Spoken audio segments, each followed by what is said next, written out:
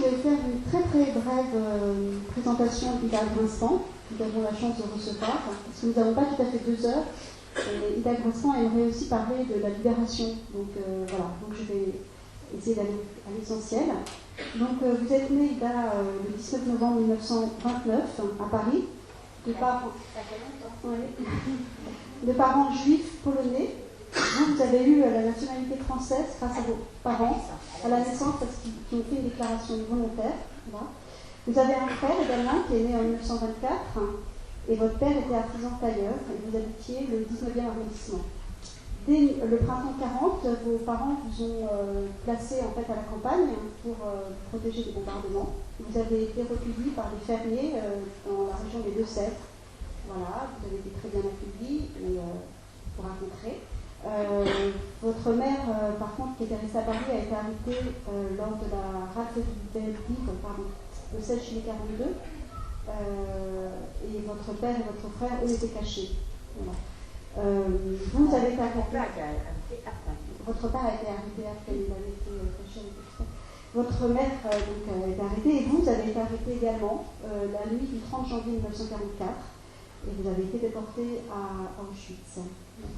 Vous avez été évacué d'Auschwitz le 18 janvier 1945 pour aller ensuite à Ravensbrück et vous avez participé à la marche de la mort. Et vous avez été libéré enfin après 16 mois de déportation début mai 1945. Comment 7 mois 16 mois, après 16 mois, pardon, 16 mois, au début du mois de mai 1945 et au camp de Neustadt. Et vous avez raconté votre histoire dans ce livre en collaboration avec Bertrand Parent-Delpech. J'ai pas pleuré. Voilà, ça c'est la nouvelle édition. Et voilà, donc je vous laisse. D'accord, merci madame, merci. Bon, je vais m'asseoir parce que on a la chance d'être dans ma amphi. Eh bien, bonjour à toutes, bonjour à tous. Je vais vous expliquer comment va se dérouler notre rencontre de cet après-midi. D'abord, est-ce qu'au fond vous m'entendez? Moi, je n'ai pas l'impression qu'il va rien d'autre. Vous m'entendez au fond? Ah, ben, c'est parfait, très bien. Je vais vous expliquer comment va donc se dérouler notre rencontre de cet après-midi. Dans un premier temps, je vais vous expliquer ce qui a été mon parcours, c'est-à-dire l'arrestation, le voyage dans les avoirs bestiaux, comme vous savez, et la première journée dans le camp, ce qu'il se passe dès le premier jour quand on arrive. Et ensuite, pendant la deuxième partie, eh bien, vous pourrez poser toutes les questions que vous avez envie de poser. Je veux simplement vous préciser qu'il n'y a pas de questions bêtes et qu'il n'y a pas non plus de questions taboues. Vous posez toutes les questions que vous avez envie de poser. Et moi, j'essaierai d'y répondre le mieux possible. Et maintenant, ce que je tiens à vous dire avant de commencer, c'est que je ne viens pas ici pour me faire plaindre. Je ne viens pas ici pour vous dire combien a été dure la vie des femmes à Auschwitz. Je viens uniquement pour que vous sachiez, vous les élèves, les jeunes, que vous sachiez ce que des hommes ont été capables de faire à d'autres hommes uniquement parce qu'ils étaient nés. Ils étaient nés juifs, ils étaient tziganes. Vous savez, ce n'était pas la guerre, ce n'était pas un conflit, c'était uniquement parce que le Troisième Reich, c'est-à-dire l'Allemagne hitlérienne, avait décidé d'éliminer les juifs d'Europe ainsi que les tziganes. Et ça, il est très important que dès le départ vous notiez ceci. Alors, on l'a dit, je m'appelle donc Ida Grinspan, je suis donc née le 19 novembre 1929 à Paris. Mes parents étaient arrivés en France 5 ans plus tôt. Mes parents vivaient en Pologne. Et ils décident, dans les années 20, de quitter la Pologne parce qu'il y régnait à cette période-là un antisémitisme terrible. C'est-à-dire qu'il n'était pas possible pour les Juifs de s'insérer dans la nation polonaise. Bien des métiers leur étaient interdits, il y avait des quotas dans certaines écoles, ils vivaient tout à fait repliés sur eux-mêmes. Et à ce moment-là, s'est greffé en plus une crise économique dont, pour toutes ces raisons, mes parents ont décidé de partir. Comme beaucoup d'autres Juifs, ils ont quitté la Pologne. Et là, ils choisissent de venir vivre en France. Alors, pourquoi la France? Eh bien, tout simplement parce que la France avait, en Europe centrale, une aura incroyable. Vous savez que c'est le pays qui, le premier, avait fait la Révolution. Eh bien, les Juifs, à ce moment-là, qui n'étaient pas des citoyens à part entière, 3 ans plus tard, avaient été émancipés. Et puis la France, pays des droits de l'homme, terre d'asile, terre d'accueil, pour toutes ces raisons-là, mes parents choisissent la France. Donc, ils arrivent à Paris, Peu de temps après, ils ont un garçon, mon frère, et moi, comme je vous le disais, je suis née 5 ans plus tard. Pardon. Voilà, je suis dans la tête. Alors, très brièvement, je vais vous parler de ma famille pour la situer, et je vais vous dire en premier que je suis née dans une famille tout à fait laïque. C'est-à-dire qu'à la maison, on ne pratiquait pas la religion juive. Mais il y avait quelque chose de très fort qui nous rattachait au judaïsme. Qu'est-ce que c'était? C'était la culture, c'était le langage. C'est-à-dire que mes parents, jusqu'à ce qu'ils apprennent le français, puisqu'ils arrivent à Paris, ils ne connaissent pas un seul mot de français, jusqu'à ce qu'ils apprennent le français, à la maison parlaient le yiddish comme parlaient les juifs en Pologne ou en Europe centrale.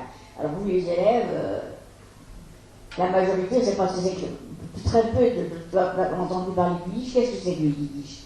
Eh bien, le yiddish, c'est une espèce de langue, une espèce de langage qui provient d'un vieil allemand, d'un allemand du Moyen-Âge. Pourquoi? Parce que lorsqu'ils avaient été chassés de Rhénanie, en partant, ils ont emmené la langue qu'on parlait dans le pays, et au fur et à mesure qu'ils se sont déplacés dans toutes les parties du monde, ils ont continué à parler cette langue. Alors, vous pouvez comprendre que si le yiddish provient d'un vieil allemand, il ressemble à l'allemand. Eh bien oui, on va dire qu'il ressemble à l'allemand. Bon, il y a certainement parmi vous beaucoup d'élèves, un certain nombre d'élèves qui font de l'allemand. Mais alors je vais vous dire, il ressemble à l'allemand, mais pas à l'allemand littéraire. Hein. Ça ressemble à un allemand très courant, un allemand très simple. Mais pour moi, ça a été ma langue maternelle, puisque c'est la première langue qu'on a parlé à la maison. Eh bien, vous savez, ça m'a permis, lorsque je suis arrivée à Auschwitz à 14 ans, eh bien, ça m'a permis de comprendre les ordres qui étaient toujours donnés en allemand. Et vous savez, ça c'était vital, parce que quand on ne comprenait pas, vous savez, il n'y avait pas d'interprète, hein, quand on ne comprenait pas, on était systématiquement battu. Et bien, vous voyez, le fait de comprendre les ordres m'a évité souvent d'être battu. Alors, mon père était tailleur sur mesure, ça veut dire qu'il travaillait à la maison, ma mère l'aidait. Quand on rentrait de l'école, mon frère et moi, nos parents étaient là à la maison. Et ça a permis à mon père de beaucoup nous parler pendant ma petite enfance. Et il n'arrêtait pas de nous dire, de nous expliquer combien avait été dure la vie des Juifs en Pologne. Et il n'arrêtait pas de nous faire remarquer à mon frère et à moi la chance que nous avions, nous les enfants, d'être nés en France, d'être devenus français tout de suite, et surtout de vivre en France, dans un pays libre, sous la République. Alors vous savez, si à la maison c'est un fait, on ne parlait pas de religion, il y avait par contre tout un vocabulaire qui circulait. Bon, moi j'étais une toute petite fille, je ne comprenais pas ce que ça voulait dire, mais toute mon enfance a été bercée par des mots comme démocratie, liberté, république, voilà les mots qui circulaient à la maison. Et je dois vous dire que mes parents se félicitaient sans cesse d'avoir choisi la France pour venir y vivre, et ils s'y sentaient très heureux. Et puis voilà. Là arrive septembre 1939. C'est quoi septembre 1939? Non. Tout change. Eh bien, moins d'un an après, c'est-à-dire fin mai à peu près, début juin, qu'est-ce qui se passe? Eh bien, les troupes allemandes envahissent la France. Alors, il y a à ce moment-là, dans tout le nord du pays, un immense exode. Hein. Les gens partent, ils fuient l'arrivée des Allemands, ils partent par n'importe quel moyen qu'ils trouvent, et dans la capitale, c'est exactement pareil, c'est l'exode. Alors, bien des écoles ont été évacuées. Il se trouve que l'école que je fréquentais dans le 19e arrondissement, on ne sait pas pourquoi, elle n'a pas été évacuée. Et moi, j'ai à ce moment-là 10 ans et demi. Mon frère a 16 ans, moi j'ai 10 ans et demi. Alors mes parents pensent qu'il serait préférable de m'envoyer à la campagne afin d'éviter le bombardement, afin que je ne connaisse pas de restrictions alimentaires. Ils m'envoient tout simplement me réfugier. Mais là, je vais insister sur le mot réfugié. Parce que mes parents m'envoient vraiment me réfugier et non me cacher en tant qu'enfant juif. Vous avez tous entendu parler des enfants cachés. Pourquoi? Parce que lorsque les Allemands envahissent la France, on ignore totalement ce qui va se passer par la suite. Hein. Vous savez que bien qu'il n'y ait pas la télévision à l'époque, on est très au courant de ce qui se passe en Allemagne, sous Hitler. On sait que les Juifs sont persécutés. Hein. Mais on ne peut pas imaginer que ce qui se passe en Allemagne, sous Hitler, va se reproduire en France, sous la République. Et ce qu'on ne peut pas imaginer non plus, c'est qu'il y aura tout de suite la capitulation, que l'État de Vichy va s'instaurer, et que c'est l'État de Vichy qui, le premier, va promulguer les lois anti-juives qui vont passer par la suite. Donc mes parents m'envoient me réfugier par l'intermédiaire de ma tante qui a une nièce qui a une amie dont la nièce vit dans les Deux-Sèvres, dans un tout petit village à 30 km de Niort, et qui veut bien me recevoir. Il m'envoie donc dans ce petit village. Alors j'arrive dans ce petit village, et justement, comme il n'y a aucune raison de se cacher, la personne qui me reçoit, qui est au courant des origines de ma famille, dit à ses voisins, tiens, j'attends une petite juive de Paris qui va arriver la semaine prochaine ou dans quelques jours. Eh bien, je vous assure, je suis reçue à bras ouverts dans ce petit village. C'est un petit village qui a une dizaine de fermes, pas plus. Tout de suite, les gens m'accueillent chaleureusement. C'est un coin des Deux-Sèvres qui est très catholique. C'est dans les Deux-Sèvres, il y a des coins protestants, mais vraiment c'est très séparé. Mais là, j'arrive dans un coin où les gens sont très catholiques, très pratiquants, très croyants. Ils me reçoivent vraiment à bras ouverts. Je fais immédiatement partie du village. Et vous savez, je leur rends toujours hommage à ces gens de ce village, de la commune de Sens, je leur rends toujours hommage, parce que pendant tout le temps où je vais rester dans ce village, je n'aurai jamais la moindre réflexion sur les origines. Hein. Je fais tout de suite partie du village. Quant à moi, je m'habitue très très bien à la vie de la campagne. Immédiatement, j'apprends le patois poitevin, que je parle encore, que je n'ai pas oublié. Et vous voyez, pas plus tard que cette semaine, puisque nous sommes demain jeudi, je pars à Niort, je vais aller voir quelques camarades de classe qui sont restés sur place, et on a plaisir à parler quelques mots de patois. Bon, bien sûr que c'est plus utilisé maintenant, mais les personnes de mon âge parlent encore un peu patois. Et tout se passe très bien, arrive la rentrée des classes, je suis scolarisée, à la fin de l'année, j'obtiens mon certificat d'études, et je voudrais vous faire remarquer que dans ces petits villages qu'on nomme maintenant la France profonde, eh bien, on ne subit pas la pression de l'occupation comme dans les grandes villes, c'est tout à fait différent. Vous savez, à part un ou deux Allemands qui viennent se ravitailler dans les fermes, se ravitailler, vous savez, on n'entend pas le fameux bruit des bottes que vos grands-parents ou vos arrière-grands-parents vous raconteront.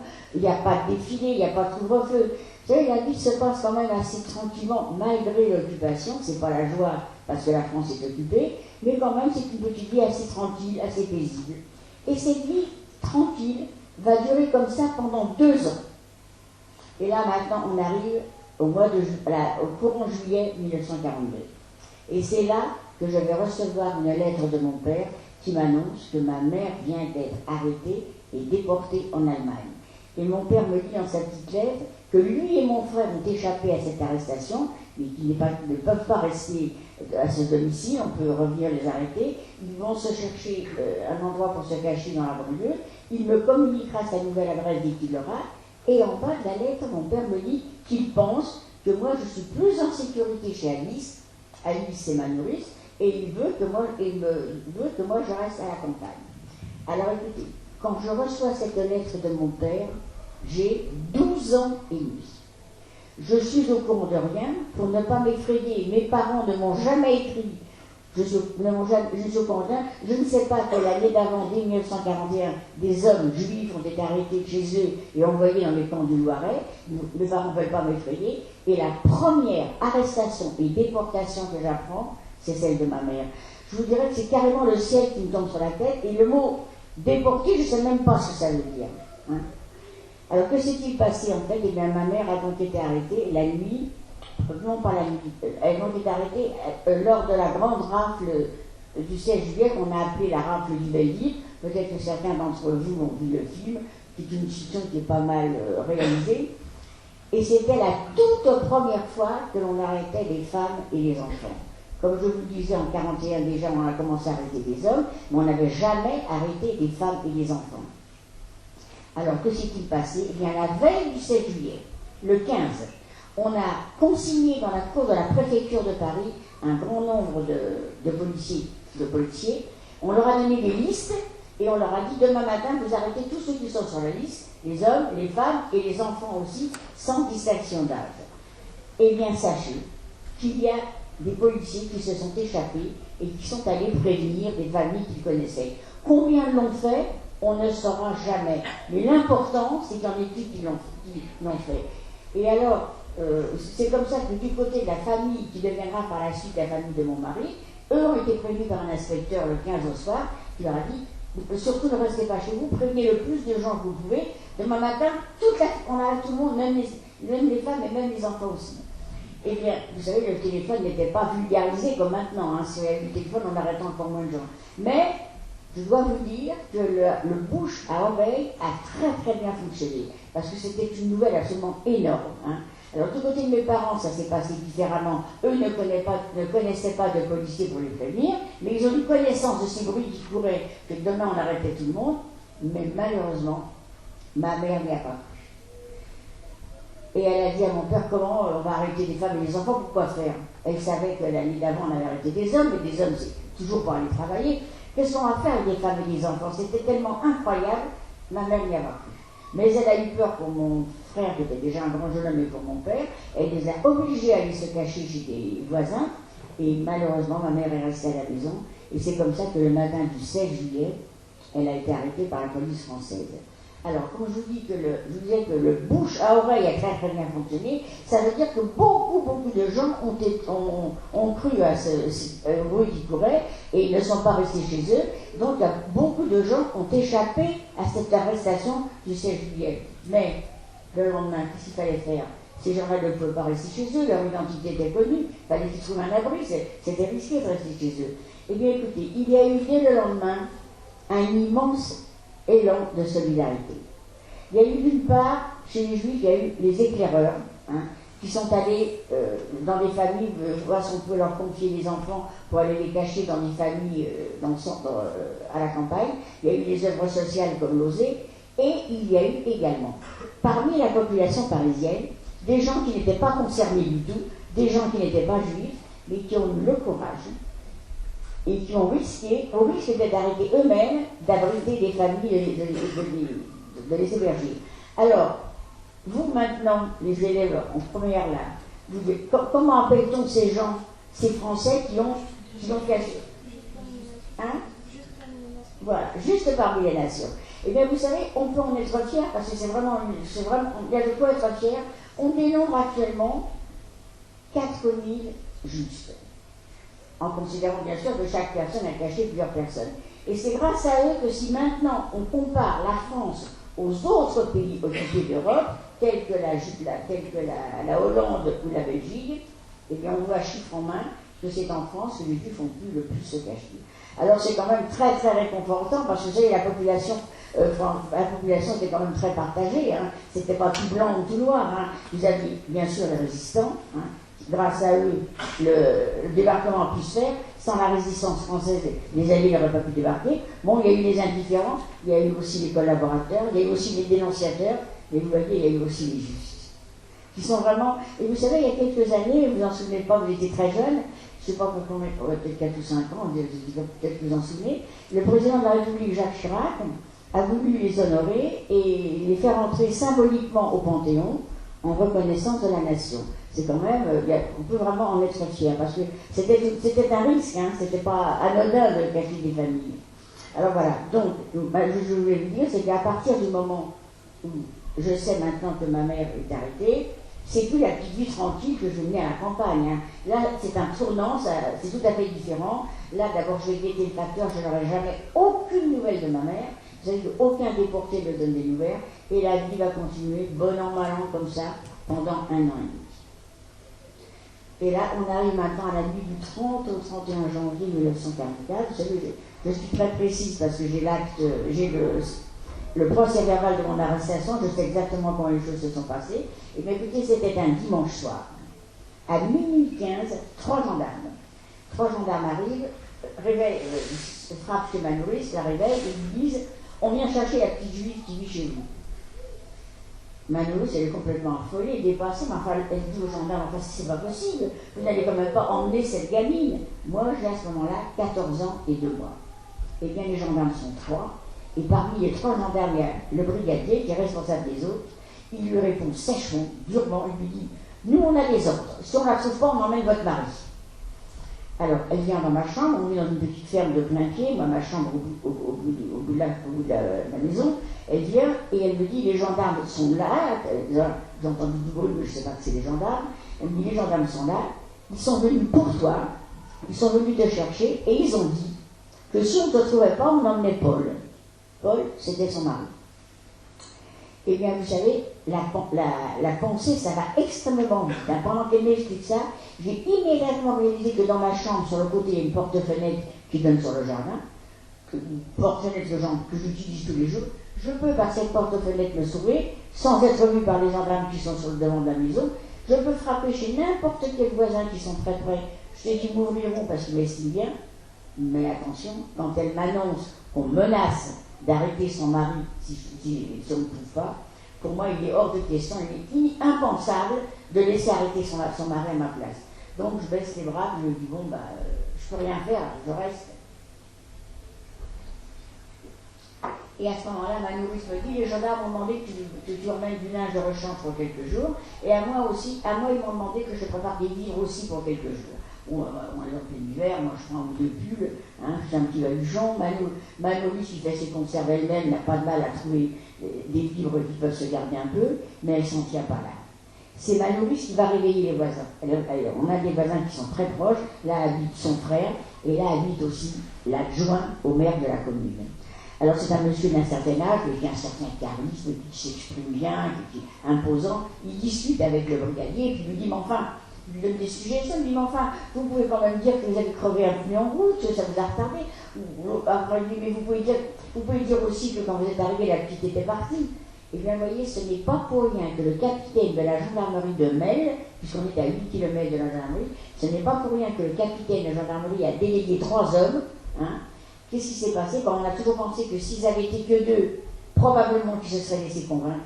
Mais comme ils étaient 3, l'un a dû avoir peur de l'autre, ils n'ont rien voulu savoir, et ces 3 gendarmes ont emmené dans la voiture dans laquelle ils étaient venus, c'était les tractions noires, et ils m'emmènent là à la gendarmerie dont ils dépendaient. Alors on arrive à la gendarmerie, le capitaine qui a lancé un ordre de mission veut savoir si ça réussit, il est en haut des marches du perron, il attend. Alors, il me fait entrer dans son bureau, et il commence à me cuisiner, il n'y a pas d'autre mot, pour connaître l'adresse de mon père. Alors, vous voyez, si je vous parle de ce passage à la gendarmerie, c'est que vous compreniez bien le sel du capitaine. En m'arrêtant, lui, il peut aussi avoir l'adresse de mon père. Bon, écoutez, comment dirais-je, à 14 ans, on n'est quand même pas un bébé, pas question, je ne peux pas donner l'adresse de mon père, je lui dis, je ne sais pas, j'ai pas de nouvelles. Alors, il a insisté, il a essayé de m'intimider, il ne m'a pas brutalisé, mais il a insisté, puis à la fin, je ne sais plus quoi lui dire, je lui ai dit, écoutez, depuis que ma mère a été arrêtée, je n'ai aucune nouvelle de mes parents. Tout ça pour vous dire qu'il ne m'a pas parlé de ma mère, elle est arrêtée depuis 1 an et demi, c'est une affaire classée, ce qui l'intéresse, c'est l'adresse de mon père, qui lui est encore en liberté. Et puis au bout d'un moment, quand il a compris que je n'étais pas décidé, que je n'allais pas parler, il m'a fait ressortir de son bureau, et ces mêmes 3 gendarmes m'ont emmené à Niort, dans la ville principale des Deux-Sèvres, dans un espèce de dépôt qu'on avait improvisé cette nuit-là pour parquer les gens qui avaient arrêté dans la région. J'y suis après qu'on était 58. Nous sommes restés 2 jours dans ce dépôt, à dormir sur des lits de camp, et 2 jours plus tard, escortés par 20 gendarmes, et on est 58, là, 20 gendarmes dont 2 gradés, on est escortés par ce groupe-là. Nous sommes conduits à la gare SNCF de Niort, qui était venu d'aller à pied, c'était tout près de la gare, et là, on savait prendre un train de nuit pour Paris. Alors, on arrive le lendemain matin à Paris, et là, on nous fait monter dans les vieux autobus qu'il y avait à l'époque, vous avez peut-être vu dans les films de ce qui se passe sur l'occupation, c'est les énormes plateformes qu'il y avait à l'époque, et là, nous sommes conduits à Drancy. Bon, il y a certainement des élèves qui se rappellent avoir entendu parler de Drancy. Alors Drancy, c'était un camp d'internement, situé dans la banlieue nord de Paris, c'était surtout un camp de rassemblement, parce qu'on envoyait systématiquement à Drancy toutes les personnes juives arrêtées dans n'importe quelle région de France, systématiquement on les envoyait sur Drancy. Et c'est d'une petite commune à côté de Drancy que partaient les convois pour Auschwitz. Alors on arrive à Drancy, moi je suis assez impressionné, c'est de grands bâtiments, moi je vais à la campagne depuis plusieurs années, des petites fermes, là c'est des grands bâtiments, il n'y a même pas de cloison dans les pièces, enfin, très impressionné, il y a beaucoup de gens et tout, c'était quand même, ça m'a beaucoup vraiment impressionné, c'est le mot qui convient. Alors on arrive à Drancy, dès le lendemain matin, le petit groupe qui est arrivé de Niort, nous sommes convoqués au secrétariat pour vérification d'identité. Moi, qu'est-ce que j'ai comme pièce d'identité? Moi, je donne ma carte d'alimentation, un petit morceau de carton, carte papier cartonné sans photo. Et on me dit, ta carte d'identité. Alors moi, je réponds, moi, je n'ai pas de carte d'identité, je n'ai pas 16 ans.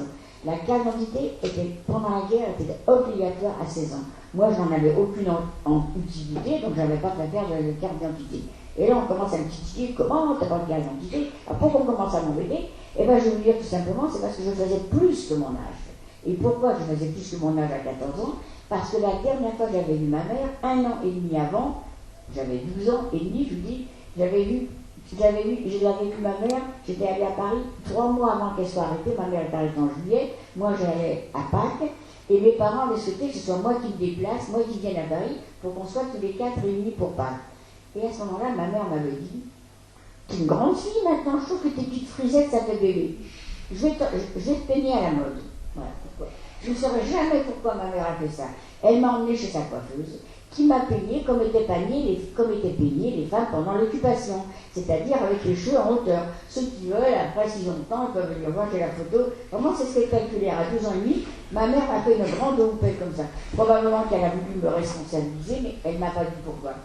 Alors, donc, moi j'ai trouvé que c'était très bien. Vous savez, à 12 ans et demi, en paraître 14, je trouvais ça très bien. J'ai gardé cette coiffure quand je suis retournée à la campagne. Et quand je suis arrivée à Drancy à 14 ans, j'avais un petit peu grandi, quand je suis arrivée à 14 ans, peignée comme ça, je faisais facilement 16 ans, et c'est pour ça qu'on m'a embêté pour la carte d'identité. Bon, au bout d'un moment, on a laissé tranquille, t'as pas de carte, on est passé à autre chose. Et là, on commence à nous dire qu'on allait partir travailler dans des camps en Allemagne dans quelques jours sans nous donner de date. Bon, alors je vous fais remarquer que le mot Auschwitz, en France, personne ne connaît ce mot-là. On dit travailler dans des camps en Allemagne. Et on ajoute, alors là, pour calmer le jeu, pour que tout se passe le plus tranquillement possible, on ajoute que ceux qui ont de la famille qui a été déportée avant, on va les rejoindre. Ben, je ne sais pas si vous pouvez imaginer combien ces paroles me réconfortent. Je n'ai pas de nouvelles de ma mère depuis 1 an et demi, et maintenant on me dit que je vais aller partir travailler dans un camp, que je vais la retrouver. Bon, évidemment, moi je suis quand même très jeune, un peu naïve, mais les grandes personnes qui étaient à côté de moi, celles qui avaient aussi la famille qui avait été déportée, ben, tout le monde l'a cru. Vous savez, c'était quelque chose de très plausible, et c'est comme on dit aujourd'hui, le regroupement des familles. Nous, on a cru que c'est vrai qu'on allait rejoindre. Ça a vraiment remonté le moral à tout le monde. Et moi, j'y ai tellement cru que pendant la semaine où je suis restée à Drancy, je restais 1 semaine à Drancy. Et bien, malgré la mauvaise nourriture et la nourriture insuffisante, moi, je n'ai pas ouvert les provisions que m'avait données ma nourrice. Moi, je me suis dit, maman, ça fait 1 an et demi qu'elle est en Allemagne, elle sera contente d'avoir des bonnes choses de la campagne. Pour vous dire à quel point j'ai cru ce qu'on m'a dit. Bon, la semaine a passé à Drancy, je n'ai pas vraiment de grands souvenirs de Drancy, parce que moi, à partir du moment où on me dit que je vais rejoindre ma mère, moi je plane complètement, je me suis même pas rendu compte de la promiscuité, de la crasse qui régnait déjà à Drancy, puisqu'on dormait tous sur le même, les chambres de femmes et les chambres d'hommes, on dormait sur des paillasses crasseuses. Pour moi ça comptait pas, j'avais qu'une hâte, c'était de partir et de rejoindre ma mère. Donc ça se passe 8 jours, et le matin du 10 février, la police française en nombre vient nous chercher dans les dortoirs, nous font descendre les grands escaliers, nous installent dans la cour de la préfecture, dans la cour de Drancy, c'était une grande cour en forme de U, nous comptent, nous recomptent, et nous poussent, nous entassent dans les mêmes autobus qu'on avait pris 1 semaine avant, ces grands autobus. Et là, nous sommes conduits donc à Bobigny. Bobigny touche vraiment Drancy, c'est une commune qui est très près, et ils nous emmènent à la gare de marchandises, pas à la gare SNCF, à la gare de marchandises, ils nous emmènent et ils nous font monter sur le quai. Alors, on arrive sur le quai de la gare de marchandises, qui est-ce qui est là? Tout un groupe de soldats qui sont là, tout un groupe de soldats SS qui sont là, et dès qu'on arrive sur le quai de la gare, la police française se retire. Et là, on ne voit plus un seul policier français. Et puis, je vais vous dire, ça nous a fait un choc. On a ressenti ça comme un abandon. Pourquoi? On avait tous été arrêtés par la police française. Mais tant qu'on était gardés par la police française, il nous semblait que rien de grave ne pouvait nous arriver. Et quand la police française nous abandonne aux mains des Allemands, pour nous, c'était vraiment, je vous dis, un choc. On s'est senti. Et moi, je dis toujours, sans état d'âme, que nous avons été livrés à l'armée allemande.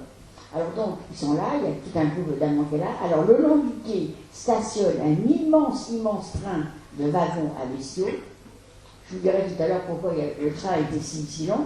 Alors, les trains à vaisseau, ils ont des portes à glissière. On avait ouvert la porte à glissière. On a mis une planche en bois, une planche en biais, je veux dire, pour accéder au wagon, parce que le wagon est beaucoup plus haut que le quai de la gare. Il y a environ 1,10 m, 1,20 m de hauteur. Et à toute vitesse, avec brutalité, on nous enfourne comme ça dans les wagons, mélangés, les hommes, les femmes, les enfants, tout le monde. Donc, quoi. Et dès qu'on arrive dans le wagon, il referme la porte à glissière, et là, de l'intérieur, on entend qu'on est en train de verrouiller les serrures. Parce que nous avons voyagé dans des wagons plombés pour ne pas qu'on puisse s'évader quand le train ralentit. Alors, c'est un voyage qui est absolument effroyable. Je vais vous en dire quelques mots. On arrive, comment ça se présente dans le wagon? Eh bien, par terre, c'est du plancher. On a juste éparpillé, comme le dire par-ci par-là, un petit peu de paille. Il y a une toute petite lucarne grillagée qui laisse à peine entrevoir le jour. Et par terre, le long de la paroi, on a placé un seau d'eau en zinc ordinaire, et on a placé un grand récipient, une grande cuve en guise de tinette. Alors vous les élèves, vous ne connaissez peut-être pas bien le mot tinette. Qu'est-ce que c'est tinette? Ça s'emploie dans l'armée, ça s'emploie dans la Légion étrangère. La tinette, c'est quoi? C'est un grand, comment je vais dire ça? Comment je vais dire ça? C'est un grand seau hygiénique collectif. Voilà. On aura donc à faire nos besoins comme ça, comme ça. Et le train, alors attendez, nous on essaye de s'asseoir comme on peut, mais vous savez qu'on est si nombreux qu'on ne peut pas s'asseoir correctement. Hein. On peut pas, on assise sur le bout des fesses, il n'est pas question d'allonger les jambes, il n'y a pas de place, on doit rabattre les jambes vers nous. Bon, ben vous pensez bien que ce matin-là, je n'ai pas été compter combien il y avait de gens dans le wagon, mais tout ça on le sait, il y a des traces. On sait qu'on a fait voyager les gens à partir de 60 dans un wagon. Hein. 60, 70, 80 et même plus, selon les besoins du jour. Alors combien on était, j'en sais rien, mais on était complètement resserrés les uns contre les autres, et le train démarre. Eh bien, pendant un long moment, je peux vous assurer que personne n'a osé se présenter à la fameuse tinette. Vous savez, c'est vraiment la première humiliation que nous avons eu à subir. Vous pouvez comprendre, aller faire ses besoins avant tout le monde. Tout le monde se retenait. Mais vous savez, la nature étant ce qu'elle est, à un moment donné, il y a des gens, il fallait absolument qu'ils aillent aux toilettes. Alors ils ont essayé de se frayer un chemin pour aller vers la tinette. Et à ce moment-là, immédiatement, la solidarité s'est organisée. 2 hommes ont attrapé un manteau, l'ont tenu à chaque bout et sont allés cacher les gens qui étaient à la tinette. Ensuite, quand les gens avaient terminé, c'est eux qui prenaient le manteau qui cachaient les autres. Ça a vraiment été le premier élan de solidarité. Et puis, c'est un voyage qui a duré 3 jours et 3 nuits. Au départ, on ne sait rien. On ne sait pas où on va et on ne sait pas combien de temps ça dure. Mais la première nuit, les adultes ont dit qu'il faudrait quand même qu'on essaie de dormir. Il faut dormir quand même un petit peu, c'est important. Mais comment dormir? On n'a pas de position, on est complètement repliés les uns contre les autres. Bon, bah, quelqu'un a trouvé un truc, on a fait comme eux. On mettait la tête sur l'épaule du voisin, et puis on s'assoupissait un peu. Ce qui fait que pendant les 3 nuits qu'ont duré le voyage, on a dormi par à coup, par petits sommes.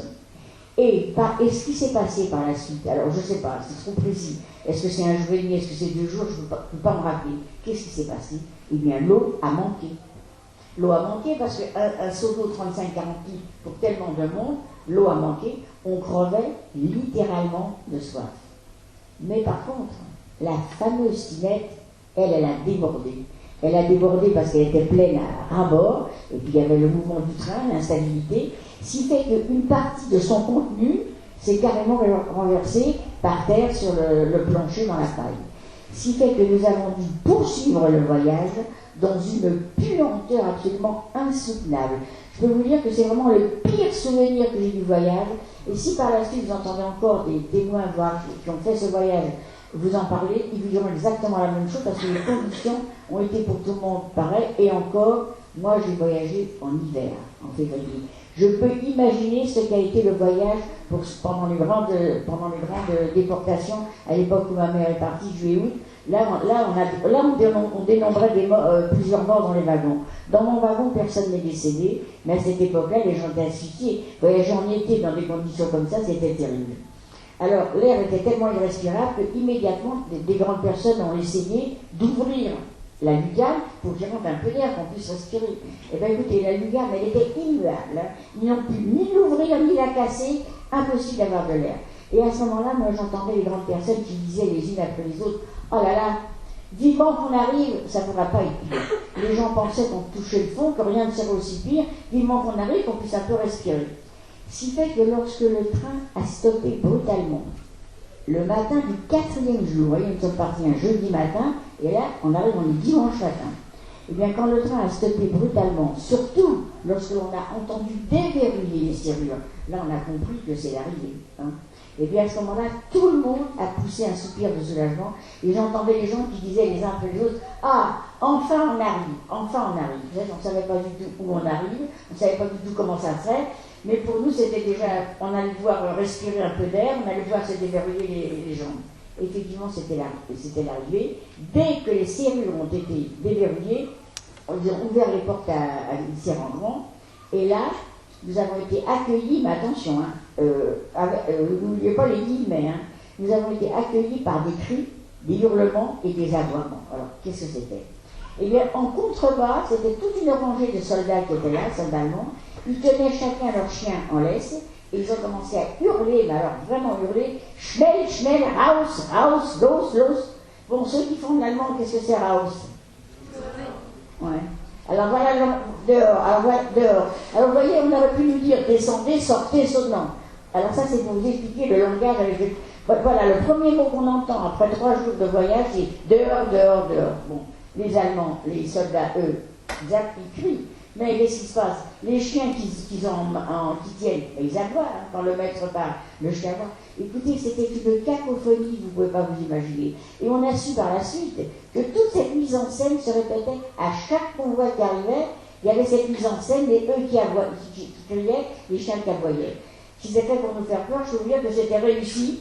On a vraiment eu peur, on s'est demandé où est-ce qu'on est arrivé, on arrive, on nous crie dessus. Bon, on a fini par comprendre quand même qu'il faut descendre. Mais arrivé à Auschwitz, il n'y a pas la planche pour la dénivellation. Vous savez, la dénivellation, c'est 1m10 à 1m20 de différence. Hein. Le wagon est au moins 1m10 à 1m20 plus haut que le sol. Là, on n'a pas mis la planche. Mais nous, on a eu de la chance, notre transport a eu de la chance, parce que nous sommes arrivés, il y avait eu de grandes chutes de neige, il y avait plein de neige par terre, la hauteur de neige a amorti la différence. On a pu se retrouver debout dans la neige sans se faire mal. Et dès qu'on s'est retrouvé dans la neige debout, là, il y avait un groupe de prisonniers qui nous attendaient. Des hommes qui nous attendaient. Ils étaient habillés, comme vous avez vu les photos, avec les vêtements rayés, la tenue de bagnard. Il y en avait un ou deux qui parlaient le français. Et la première chose qu'ils nous ont dit, il faut tout laisser sur place. C'est-à-dire que nous devions jeter dans la neige tous les petits bagages que nous avions été autorisés à emmener. Mais c'est dans la neige, hein. C'était pas sur un comptoir ou sur ça, c'était carrément par terre dans la neige. Bon, dans un premier temps, j'ai jeté mon linge de rechange, mais vous savez, quand il m'a fallu abandonner dans la neige les provisions que je réservais pour ma mère déjà depuis une dizaine de jours, parce que je ne les ai pas ouvertes dans le train non plus, je me faisais une joie. J'ai eu à ce moment-là, écoutez, un crève-cœur terrible, et je me suis dit, ça c'est bête alors. Quand je retrouverai maman, je ne pourrai pas lui donner. Écoutez, ça veut dire que malgré la dureté du voyage, parce qu'on voyage comme des animaux, pas comme des êtres humains, et bien malgré la dureté du voyage, moi je continue à croire ce qu'on m'a dit à Drancy, je vais retrouver ma mère dans le camp où je vais aller, et maintenant on me prend les provisions que je gardais pour elle. J'ai eu un crève-cœur terrible, quelque chose de terrible. Alors tout le monde a jeté ses affaires par terre, et quand tout le monde s'est délesté de ses affaires personnelles, là sont arrivés plusieurs soldats. Ils avaient chacun une espèce de cravache, une espèce de matraque à la main, et là, on a commencé à séparer les hommes des femmes. Moi, j'ai été séparée de personne, puisque je suis arrivée seule, mais j'ai assisté à des scènes absolument déchirantes. Ben, qu'est-ce que c'était? Ben, c'était des hommes qui ne voulaient pas quitter leur femme, c'était des femmes qui ne voulaient pas abandonner leur mari. On ne sait pas où on va, on ne sait pas ce qui va se passer, mais l'essentiel, c'est de rester en famille. Il n'y a rien à faire de force, par la force, par la brutalité, les familles ont été déplacées. Alors, de séparer. Alors, on a repoussé les hommes vers la gauche, les femmes et les enfants vers la droite. Et après, on a bien repoussé à la droite, et ensuite, quand ça a été bien séparé, nous, les femmes, de côté des femmes, nous avons entendu crier avec un porte-voix, rassemblement en tête du train. Et mon wagon se trouvait presque en cul du train. Moi, j'ai suivi, j'ai emboîté le pas de deux jeunes filles que j'avais connues en Bretagne. Pourquoi j'ai voulu aller avec elles? Quand on a 14 ans, on pense qu'on est une grande fille, on a plus d'affinité avec des jeunes filles qu'avec des personnes âgées. Et bien justement, il y avait un couple de personnes âgées, il y avait une dame très très gentille, que j'avais connue dès le début à Niort. Elle voulait absolument toujours s'occuper de moi. Elle m'a demandé de l'attendre. Et bien, je n'ai pas voulu l'attendre. C'est une dame qui était certainement, je ne vais pas demander ça, certainement plus jeune que je ne le suis aujourd'hui, mais cette dame, elle avait au moins 75, 76 ans, 77 ans, elle avait des cheveux blonds. Pour moi, c'était une vieille dame, moi qui avais 14 ans. Je n'ai pas voulu l'attendre. Est-ce que j'ai craint qu'elle ne marche pas assez vite? J'en sais rien. J'ai préféré suivre les deux jeunes filles. Vous savez que par la suite, j'ai eu beaucoup de chagrin, mais sur le moment, je ne l'ai pas attendu. Je suis allée avec les deux jeunes filles. Et ces deux jeunes filles, je ne sais pas pourquoi, nous ont fait marcher très vite. Elles nous ont fait remonter toute la rame du train, puisque le rassemblement était en tête du train. On a remonté toute la rame du train et nous sommes arrivés en tête du train. Le rassemblement venait de commencer. Alors, qu'est-ce qu'il y avait ce matin-là, le 13 février 1944, tout à fait exceptionnellement, un seul SS était là. Un seul SS était là avec sa valise à la main. Pourquoi je vous dis exceptionnellement? Parce qu'on sait, grâce aux photos qui ont été récupérées chez les SS après la guerre, on sait qu'à chaque transport, vous pouvez voir des photos, elles sont partout ces photos, même dans le livre, et bien à chaque transport qui arrivait, il y avait plusieurs soldats qui attendaient, dont un médecin. Lui était-il un médecin ou pas, j'en sais rien, toi il était tout seul. Alors à sa droite, il y avait les camions qui stationnaient, qui étaient à l'arrêt, et à sa gauche, il avait déjà mis de côté un petit groupe de femmes, 10 ou 12 femmes. Alors on arrive à sa hauteur, à ce soldat qui était tout seul, il nous parle en mauvais français qu'on comprend quand même très bien, et il nous dit, ceux qui sont fatigués, il désigne les camions. Il nous dit, ceux qui peuvent marcher, qu'on aille là où il a choisi quelques femmes. Écoutez, je ne sais pas du tout ce qui s'est passé dans ma tête. Moi, je me suis dit en moi-même, moi je ne suis pas fatigué, moi je marche. C'est probablement que j'avais besoin de me dégourdir les jambes. Vous savez qu'en aucun cas, je pouvais imaginer que c'était une sélection, je n'avais pas fait une sélection. Je me suis donc positionnée seule, sans qu'il me désigne. J'ai été rejoindre des femmes qu'il avait déjà choisies. Et lui, qui était tout seul ce matin-là, il était un petit peu débordé, il n'a pas remarqué que je n'avais que 14 ans. Vous savez que s'il m'avait demandé mon âge, je ne rentrais pas dans le camp. Les enfants de 14 ans n'étaient pas admis dans le camp, ne rentraient dans le camp travailler que les adolescents qui avaient l'apparence 15 ans et demi, 16 ans. À 14 ans, on n'était pas admis. Et c'est grâce à la coiffure que m'avait fait ma mère, que je paraissais plus vieille, que je me suis trouvée du bon côté. Vous savez, je dis toujours avec beaucoup de tendresse que ma mère m'a donné 2 fois la vie. Ça a été un tournant. Grâce à ma coiffure, il n'a pas remarqué. Et je me suis trouvée du côté des femmes qui rentraient dans le camp. Alors lui, par la suite, a continué à prier encore d'autres femmes. Lui, il nous a recompté sans arrêt. Quand il a obtenu le nombre de femmes qu'il avait l'ordre de faire rentrer ce jour-là dans le camp, tout s'est arrêté. C'est-à-dire que les camions sont partis, ont démarré, chargés de femmes et d'enfants. Et lui, il nous a installés 5 par 5, parce que dans le camp, on marche toujours 5 par 5, parce qu'on est compté sans arrêt. Et il nous a emmenés au camp de Birkenau. Alors Birkenau, c'est un camp qui fait partie administrativement de Auschwitz. On l'appelle même maintenant Auschwitz II. C'est un camp immense de 175 hectares. Et à l'époque où je suis arrivée, les trains arrivaient entre les deux camps. Après, on a prolongé les rails, mais quand je suis arrivée, c'était entre les deux camps. On a marché, je ne sais pas, un quart d'heure, une heure, je ne sais pas. On a marché, il nous a escortés dans la neige, avec plein de neige par terre, et on arrive donc à Birkenau. Alors, arrivé à Birkenau, il s'arrête devant une baraque. Il nous fait entrer. Alors nous sommes rentrés par la porte était, comment dirais-je, la porte était rabattue, on est rentré, ça faisait comme une ouverture, la porte était rabattue, ça faisait comme une ouverture, et juste en face, il y avait la même ouverture qui donnait sur le camp. Alors on arrive dans la salle, bien sûr, pas une salle, une grande salle, enfin, peut-être, je ne sais pas comment on dit, 3 quarts du milieu, là, à peu près. On arrive dans cette grande salle. Alors qui vous attend, là, dans cette grande salle? 3 SS. 3 SS, ils sont là, debout au garde à vous. Et dès qu'on arrive, ils commencent à hurler. D'abord, sachez que les ordres étaient toujours hurlés. Ils commencent à hurler en allemand et en français, il faut se déshabiller. Écoutez, tout le groupe de femmes que nous étions, nous sommes restés figés sur place. Carrément figés, aucune de nous n'a commencé à se déshabiller. Il nous a paru impensable de se déshabiller devant les soldats. Mais je vous dirais qu'on n'a pas eu à réfléchir longtemps, parce que du fond de la salle, on a vu surgir plusieurs femmes. Elles avaient chacune un gourdin à la main. Elles portaient un brassard marqué capot, lettres noires, sur fond blanc, nous on ignorait totalement ce que c'était qu'une capot, on arrive, on ne sait pas. Et ces femmes-là ont commencé à hurler aussi qu'il faut se déshabiller, et elles battent, avec leur godin, elles battaient, elles avançaient, elles battaient. Moi je me trouvais assez devant. Je n'ai pas eu le temps d'être battue ce matin-là, parce que quand on a vu l'air, avec l'air mauvais, l'air méchant qu'avaient les Allemands qui étaient prêts, les soldats qui étaient prêts à intervenir, on a compris qu'il n'y a pas d'issue, on ne va pas pouvoir faire autrement, il va falloir se déshabiller. Alors, très timidement, on a commencé à se défaire de nos vêtements. À ce moment-là, sont arrivées, par l'ouverture qui donne sur le camp, des femmes, des prisonnières, aussi habillées avec des robes à rayures. Elles sont venues. Alors, les femmes qui commençaient à se dévêtir leur ont demandé, mais où on met nos affaires? Parce que dans cette grande pièce, il n'y avait pas un banc et pas une chaise. Alors, ils ont demandé, mais où on met nos vêtements? Bon, ben, les femmes ne comprenaient pas le français. Vous savez, les Français avaient très peu cours au camp. Elles ne comprenaient pas le français, mais elles ont quand même deviné la question. Alors, avec les bras, comme ça, elles ont montré, vous n'oubliez pas les affaires, vous allez les mettre par terre.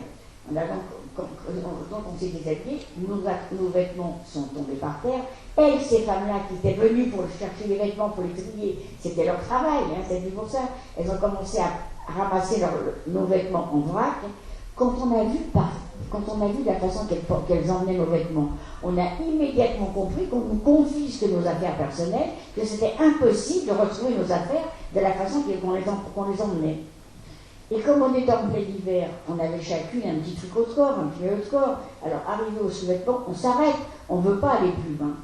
Alors là, les SS se déchaînent alors complètement et commencent à hurler « Naquette, nu !» Il faut être complètement nu. Écoutez, on a donc dû se déshabiller nus de la tête aux pieds. Écoutez, quand on s'est retrouvé nus, écoutez, je ne peux pas vous expliquer, je n'ai pas encore trouvé le mot qui convient, on était gênés, on était humiliés, vous savez, on est vulnérable quand on est complètement nu comme ça. Alors tout de suite, les femmes ont essayé de cacher leur nudité comme elles ont pu. Elles ont commencé à se cacher la poitrine avec les bras, d'autres se cachaient le pubis, d'autres étaient penchées en avant, faisaient pareil, n'osaient pas se relever. C'était, écoutez, un moment absolument horrible. Et on nous laisse comme ça, nus, debout, parce qu'il n'y a pas un siège dans la salle. Et moi, si je vous parle des ouvertures, c'est pour vous parler de la température. On arrive en Pologne dans un pays, dans le climat continental, où le thermomètre en hiver descend moins 10, moins 15, moins 20. Et là, comme il y a deux ouvertures, l'air froid rentre dedans, et nous on est complètement nus, on était là debout, nus, on était complètement frigorifiés. Et on attend un bon moment, et ensuite arrivent des femmes, elles sont plusieurs, elles ont chacune une tondeuse à la main, et elles commencent à tondre les femmes, de la tête aux pieds, le crâne, les aisselles, le pubis. Moi, qui me trouvais toujours devant, j'ai donc vu que ça commençait, on a commencé à voir, on a vu à quoi ressemblaient les femmes. Écoutez, on était complètement effrayés, les femmes étaient complètement défigurées, métamorphosées, et elles ne ressemblaient plus à des femmes. Et il y a même une femme qui a dit, mais pourquoi ils nous font ça? Si c'est une question d'hygiène, on pourrait faire comme dans les colonies de vacances, pourquoi ils ne nous laissent pas quelques centimes? C'est vrai qu'on aurait pu nous laisser un tout petit peu les cheveux, mais là, nous raser, c'était tellement... On était complètement, vraiment méconnaissables. Bon, mon tour est arrivé aussi. Ensuite, quand tout le monde a été tondu, on a attendu un bout de temps, et ensuite d'autres femmes sont arrivées. Alors là, les autres, elles avaient un encrier à la main, elles tenaient un petit encrier qui s'est avéré de l'encre de Chine, et elles avaient une petite plume en acier, c'est-à-dire les petites plumes qu'on utilisait avant les points de bic, on avait des plumes en acier au bout d'un porte-plume pour écrire. C'est donc des petites plumes comme ça en acier, et elles ont commencé à tatouer un numéro sur l'avant-bras des femmes. Écoutez, moi j'ai vu ça, ça ne m'a pas effrayé du tout. Moi je ne savais pas du tout ce que c'est qu'un tatouage. Moi j'ai cru que c'était un décal, qu'au premier lavage ça allait partir. Mais il y avait des femmes plus âgées qui savaient ce que c'est qu'un tatouage. Et elles nous ont dit, voyez, ce qu'ils sont en train de nous faire maintenant aujourd'hui, ça partira plus jamais, c'est pour toute la vie. Et moi je peux vous dire que c'est vrai, un tatouage, ça part pas. Alors après avoir été donc tondu et après avoir été tatoué, on a attendu encore un moment et après on nous a expédiés sous une douche complètement glacée. L'eau était tellement froide qu'on ne pouvait pas tenir en dessous. On n'a reçu ni savon, ni serviette. Comment on a séché? Et bien, on a dû sécher un petit peu après quand on a reçu des espèces de haillons pour se couvrir. Il y avait une culotte, une robe et une veste en tissu très très léger, pas du tout approprié au climat qu'il faisait. Et Le pire a été, après, quand on nous a balancé une espèce de paire de chaussures. Mais c'est pareil, pas des chaussures d'hiver, hein. C'était des spartiates, des sandales, des ballerines, des sabots, n'importe quoi, sans s'occuper de la pointure. Et là, ça fait des drames. Parce qu'avoir une robe plus courte ou plus longue, c'était pas grave. Mais là, ça fait des drames. Il y a des femmes qui se sont retrouvées avec des chaussures trop petites, dans lesquelles elles n'entraient pas, et d'autres qui avaient des chaussures trop grandes. Alors, tout innocemment, elles sont allées trouver les femmes au fond, les femmes qui distribuaient, qui ne parlaient pas français non plus, mais enfin, avec des gestes, elles ont dit les chaussures, ça va pas. Eh bien, écoutez, c'est exactement comme on dit de nos jours, elles se sont fait jeter. Alors, on leur a pas répondu, alors, partez. Et c'est entre nous que nous nous sommes organisés pour échanger les chaussures. On s'est mis en demi-cercle et on a essayé de s'échanger les chaussures entre nous. Bon, mes chaussures étaient un peu grandes, je ne les perdais pas, je ne les ai pas échangées. Il y a des femmes qui ont pu améliorer leur pointure et des femmes qui n'ont pas pu améliorer leur pointure. C'est un petit bonheur la chance.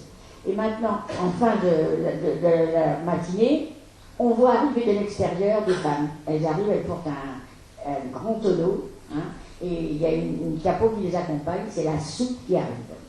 Alors elle dépose le tonneau de soupe dans la pièce, la capot qui est préposée à la soupe, hein, elle soulève le couvercle, écoutez, une odeur absolument infâme qui se dégage de cette soupe, je ne sais pas à quoi elle était la soupe, j'en sais rien, mais une odeur épouvantable, et là, elle distribue par-ci, par-là, une grande gamelle, hein, une gamelle comme ça, pas une gamelle par personne, hein, comme ça, c'est une grosse gamelle, comme ça, par-ci, par-là, hein, et elle nous montre la main comme ça. À tout le monde, elle montre la main comme ça. Mais vous imaginez pas que ça touche pas mon pote. Non, c'est pas ça du tout. Ça veut dire la gamelle, elle est pour 5. Et il n'y a pas de cuillère. Alors, il y a des femmes qui sont cachées. Tout le monde ne vient pas de la campagne. Les femmes qui sont très privées, qui ne touchent que la ration qu'on leur donne, elles ont quand même voulu manger un petit peu. Elles ont dû laper comme des chiens, puisqu'elles avaient une gamelle pour 5 sans cuillère. Bon. Maintenant, les femmes qui, comme moi, venaient de la campagne ou étaient plus privilégiées, nous, on s'est permis le luxe de ne pas manger la première soupe. Moi, je n'ai pas goûté la première soupe, ça ne passait pas. Vous savez, le lendemain non plus, je ne voulais pas la manger. Mais là, j'avais des jeunes filles avec qui j'avais fait la connaissance des jeunes filles de mon transport. Elles m'ont dit, tu sais, si tu veux revoir la France, hein, faut que tu aies intérêt à manger la soupe, c'est pas avec le petit bout de pain du soir que tu vas tenir le coup. Bon, alors je finis quand même par m'y. Et puis, je n'ai pas besoin de vous dire qu'au fur et à mesure, la soupe a paru de moins en moins mauvaise, hein, parce que la faim grandissant, la soupe a paru de moins en moins mauvaise. Et là, le premier jour, je n'ai pas goûté à la soupe. Et c'est comme ça que se termine le jour de l'arrivée. C'est-à-dire qu'en l'espace d'une bonne demi-journée, tout bascule dès le premier jour. Pourquoi ? Parce que quand on arrive à cette ouverture, c'est-à-dire on descend du wagon, on arrive de France. Bon. On arrive de France, on arrive de la liberté. 8 ou 15 ou 3 semaines, on était en liberté. On arrive aussi de la civilisation. Hein. On a un nom, on a un prénom. Hein. Bon, on a des cheveux, on est habillé correctement comme tout le monde. Et bien, quand on nous fait ressortir, tout a basculé. D'abord, on est complètement déguisé parce qu'on sort le pied des femmes. Hein. Et puis, on a perdu en quelques heures, on a perdu toute identité parce que maintenant, c'est terminé. Plus jamais, on va nous appeler par notre nom, ni par notre prénom. On devient donc le numéro matricule qui a été tatoué sur le bras. Parce que dès le lendemain matin, chacune d'entre nous va recevoir un bout de tissu blanc, rectangulaire, sur lequel est imprimé son numéro respectif, et il y aura l'étoile juive devant le numéro 1. Parce que c'est important, il faut qu'on continue à porter l'étoile. Alors on nous donne de quoi le coulon. Il faut immédiatement le coulon à la hauteur de la poitrine sur la veste à l'extérieur, c'est-à-dire que l'on porte sur nous notre carte d'identité. Tout ce qu'on a besoin de savoir sur nous, c'est notre numéro matricule, bien sûr savoir qu'on est juif, et vous savez que d'après le numéro, eh bien n'importe quel SS ou n'importe quel capot peut savoir à quelque chose près quand est-ce qu'on est arrivé. Parce que les numéros ont été donnés à l'ouverture du camp, au juif en 40, les numéros ont été donnés par ordre d'arrivée. Donc plus le numéro est grand, ça veut dire qu'on est dans les dernières arrivées. Et eux savent à peu près à quelle centaine on en est. On se fie au numéro pour se rendre compte si la prisonnière ou le prisonnier est là depuis longtemps. Alors ça, c'est ce qui se passe dès le lendemain matin. Maintenant, quelques mots, je termine le jour même. Quand on nous a fait sortir par cette ouverture-là qui donnait sur le camp, quand on nous a fait rejoindre les baraques qui nous étaient destinées, et bien dans la soirée, quand on a enfin entendu parler français, hein, parce que vous voyez, pendant toute la matinée, personne ne parle français, on ne peut rien leur demander. Là, on entend parler françaises et les femmes qui sont arrivées avant nous. Eh bien, les femmes qui sont arrivées avec de la famille ont tout de suite voulu savoir où était leur famille. Alors, elles ont demandé aux Françaises, mais alors les gens qui sont montés dans les camions, où est-ce qu'ils sont et quand est-ce qu'on va pouvoir les voir? Eh bien, sans aucun ménagement, les Françaises arrivées avant nous nous ont dit la vérité. Alors, ils nous ont dit, vous savez, ici à Auschwitz, voilà, quand elles disent ça, on entend pour la première fois Auschwitz, on n'a jamais entendu ce nom-là. Alors, elles nous disent, ici à Auschwitz, il y a des chambres à gaz. Écoutez, on les regarde, mais alors complètement hébétés, on ne comprend pas ce qu'elles veulent dire. Qu'est-ce que ça veut dire des chambres à gaz? Alors, elles insistent et nous disent, ici, il y a des chambres à gaz. Les gens qui sont montés dans les camions, on les a emmenés directement à la chambre à gaz. Et après, quand les gens sont morts, eh ben, ils sont brûlés dans les crématoires.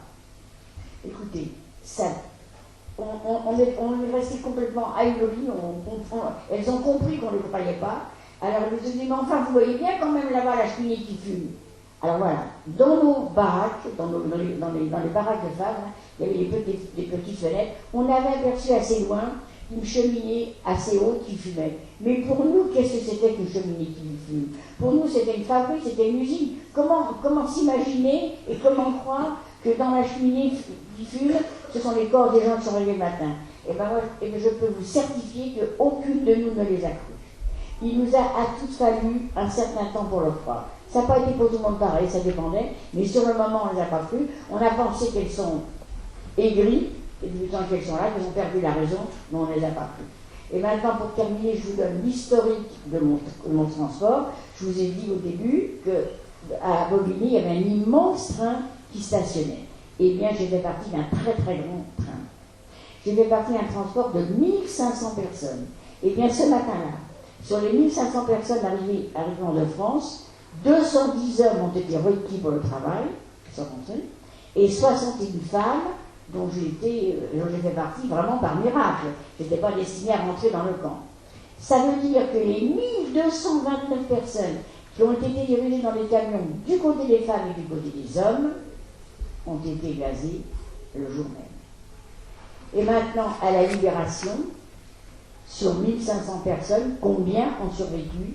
59. 32 femmes et 27 hommes. Bon, je vous laisse maintenant poser des questions que vous avez peut-être préparées, je ne sais pas, que vous voulez.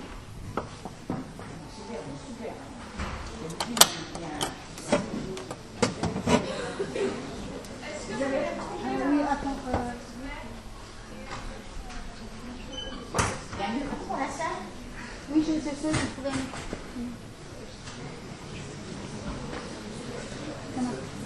C'est pas celui-là?